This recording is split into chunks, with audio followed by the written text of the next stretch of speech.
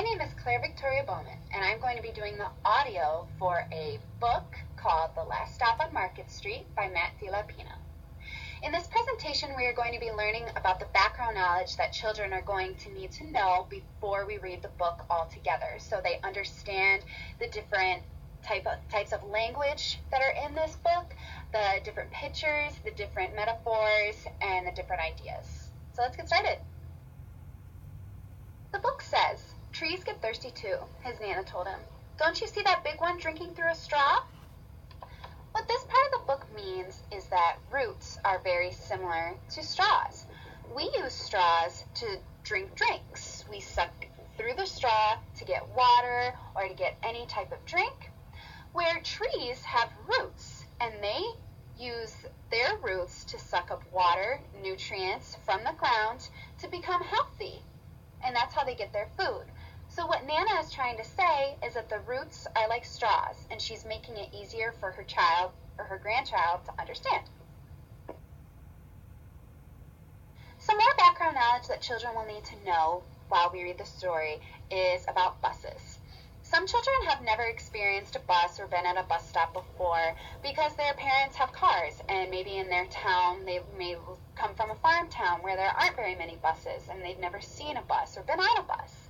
So this is something I think that is very important that I need to make sure that I address before we read the book. I will talk about how buses are used and how many people use them to get to and from work or to the store or from families' houses, and how you have to wait at a bus stop and then you get on the bus and then you get off of the bus at a bus stop. More background knowledge that children will need to learn before we read the book is some of the language that's used within the book. CJ talks about how he sees children outside who are hopping curbs on their bikes. What this basically means is that the children are jumping on the curbs with their bikes and they're just having fun on their bikes. Another term that is in the book is how Nana is knitting. Some children might not know what knitting is, as they haven't been around older people who tend to knit more than others, or anybody who has ever knit before. I will show them a demonstration of how you knit through this picture, and how these needles are used to create clothing and bags and anything you could think of. Something else that's also in the book that needs to be addressed for the children's background knowledge is soup kitchen. I know when I was a kid, I wouldn't know what a soup kitchen was. I would just think it was for soup. Well, soup kitchens aren't just for soup. They're for people who can't afford or really are desperate for food, and they go to these places and people volunteer and give out food for the people who are in need.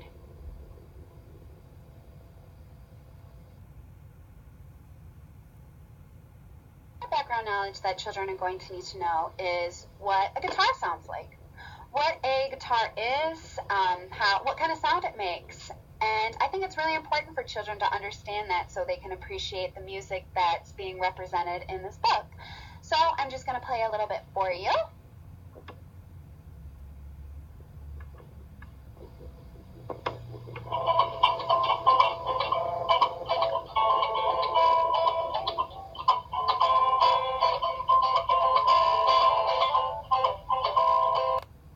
So that was a recording of a guitar playing. The video is linked with this presentation, which is a lot more clear.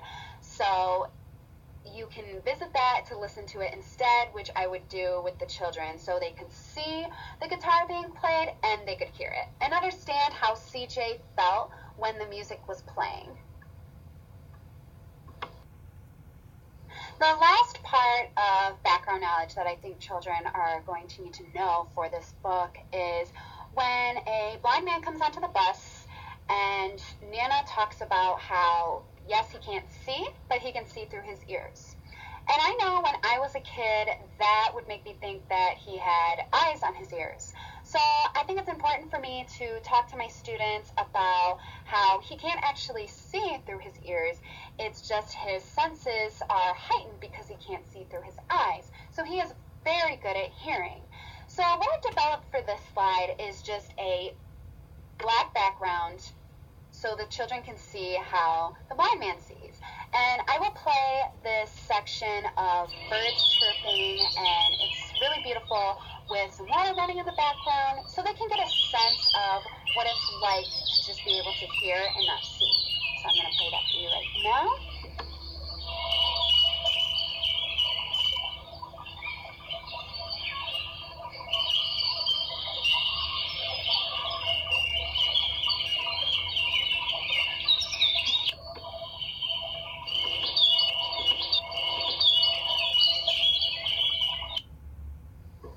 Thank you so much for listening on how I would show background knowledge of the book called Last Stop on Market Street.